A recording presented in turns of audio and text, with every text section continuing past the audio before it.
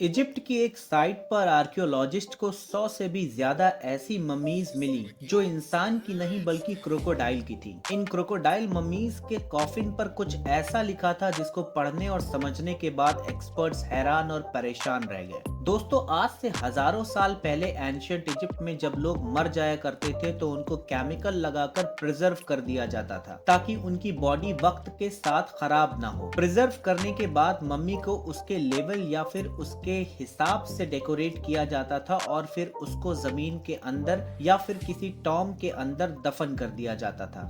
वैसे तो इजिप्ट से आर्कियोलॉजिस्ट को कई मम्मीज मिल चुकी हैं, लेकिन आज जिन 5 मम्मीज के बारे में मैं आपको बताने जा रहा हूं, उनको आपने ना पहले कभी देखा और ना ही एक्सपर्ट और आर्कियोलॉजिस्ट को अपने आंखों पर यकीन हुआ था उनको देखने के बाद। तो आइए शुरू करते हैं आज का वीडियो।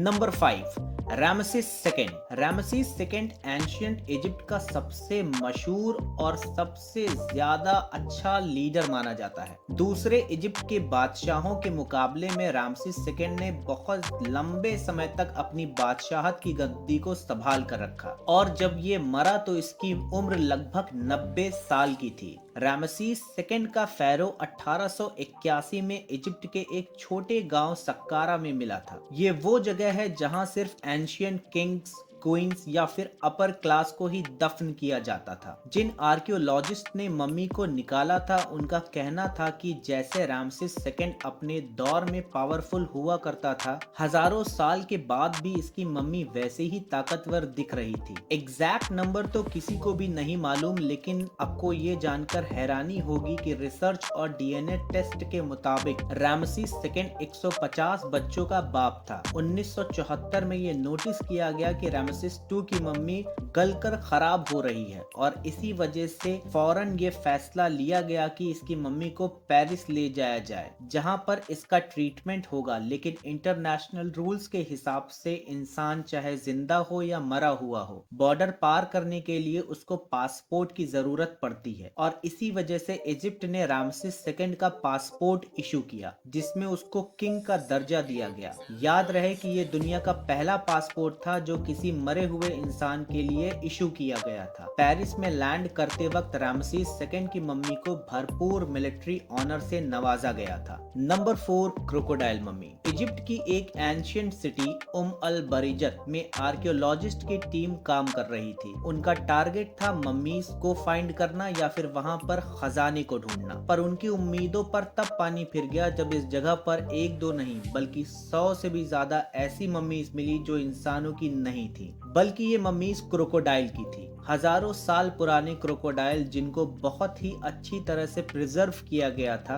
पहले तो आर्कियोलॉजिस्ट को यह समझ नहीं आ रहा था कि आखिर इंसानों की जगह पर क्रोकोडाइल को प्रिजर्व क्यों किया गया, लेकिन बाद में इन क्रोकोडाइल्स के कॉफिन पर कुछ ऐसी चीजें मिली जिन पर कुछ लिखा हुआ था और तब इस मिस्ट्री का गेम ही पलट गया। आर्कियोलॉजिस्ट क्रोकोडाइल से ज्यादा उस लिखाई में इंटरेस्ट ले रहे थे जो हर क्रोकोडाइल के कॉफिन पर लिखा था। आखिर हजारों साल पहले एंशियंट इजिप्ट का इन क्रोकोडाइल से क्या लेना देना था और इनको इतनी इज्जत से क्यों प्रिजर्व किया गया था? इन सवालों के जवाब इसी राइटिंग में थे जो क्रोकोडाइल के कॉफिन पर लिखी थी। रिसर्च से ये मालूम पड़ा कि एंशियंट इजिप्शियंस क्रोकोडाइल को अपना गॉड मानते थे क्योंकि उनके लिए क्रोकोडाइल ताकत का एक एम्बलम था। उस महान दौर में एंशियंट इजिप्शियंस ऐसे पुतले भी बनाते थे जिनका सर क्रोकोडाइल जैसा होता था और नीचे का हिस्सा इंसानों जैसा। Number 3, lady Roy. Ancient Egypt की सबसे पुरानी मम्मी में से एक ऐसी औरत की मम्मी भी पाई गई जिसको आज लेडी रॉय का नाम दिया गया है। आज से करीब 140 साल पहले इजिप्ट के तेबन टॉम के एरिया में ये मम्मी मिली थी जिसने आर्कियोलॉजिस्ट को हैरत में डाल दिया था।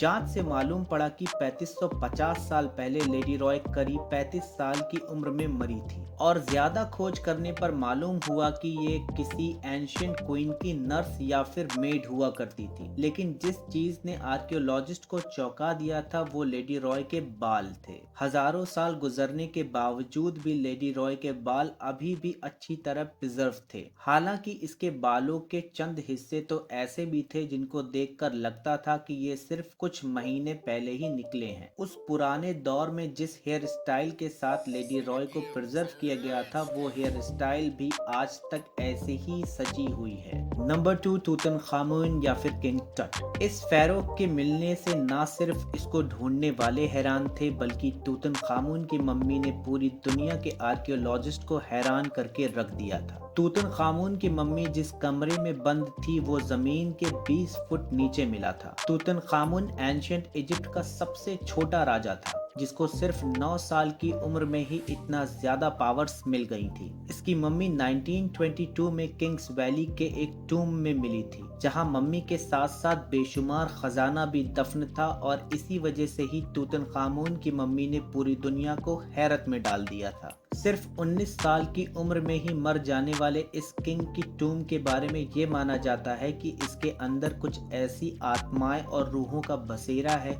जो इस मम्मी और खजाने को बचा रही हैं। लॉर्ड कनावन वो शख्स था जिसने तूतनखामुन के टूम को ढूंढने में पैसे लगाए थे। हैरत की बात तो ये है कि किंग टट की मम्मी मिलने के चंद ही महीनों बाद लॉर्ड कनावन को मच्छर के काटने की वजह से मौत हो गई। Number 1, gazelles mummies. सिर्फ क्रोकोडाइल ही वो जानवर नहीं थे जिनकी ममीज इजिप्ट में से मिली थी, बल्कि आर्कियोलॉजिस्ट को कई हिरणों की भी ममीज वहां पर मिल चुकी हैं। ये वो हिरण है जिसको आप देख रहे हैं जो आज से तकरीबन 3000 साल पहले मरी थी। ऐसा मालूम होता है कि ये किसी क्वीन की पालतू हिरनी थी। जब आर्कियोलॉजिस्ट को खुदाई के दौरान ये हिरनी मिली तो वो ये देखकर हैरान रह गए कि किंग और क्वीन के साथ साथ हिरनी भी इतनी शाही अंदाज से स्टफ करके दफन की गई है। यानी जो तरीका किंग्स और क्वींस को प्रिजर्व करने में इस्तेमाल होता था ठीक उसी तरीके से इस हिरनी को भी शान और शौकत के साथ प्रिजर्व करके शाही कफन में डाला गया था। सो दोस्तों आज के लिए बस इतना ही। ऐसे ही अमेजिंग वीडियोस के लिए हमारे चैनल पे विजिट करते रहें। इस वीडियो को ज्यादा से ज्यादा शेयर करें, प्यार दिखाएं। Thank you so much. Have a nice day. Take care.